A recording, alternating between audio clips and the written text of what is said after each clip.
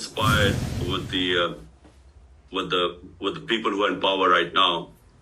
And, a lot of the army is powerful, the secret agencies, so they're toppled by government. It was the best economic performance of a government in the last 17 years. So now the situation is, why is my life in danger? Because what has happened is that the military establishment, along with the current lot who are in power right now. But the second thing what is done, and which is why really, Maxine, it would be very helpful, a statement, and if you could verify what I'm saying by yourself. We have the worst crackdown in our history.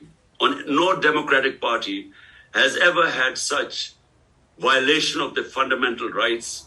What we want is from you simply find out by yourself, but this will be, you can find out that what is going on is unprecedented. So we would appreciate here, because it makes a lot of, it goes a long way when someone like you, Maxine, when you give a statement, and all we want is the rule of law, the Constitution, fundamental rights. We just want a statement highlighting what is happening, and that would really help us. When Maxine, someone like you speaks out, it makes a lot of waves in our country. Thank you.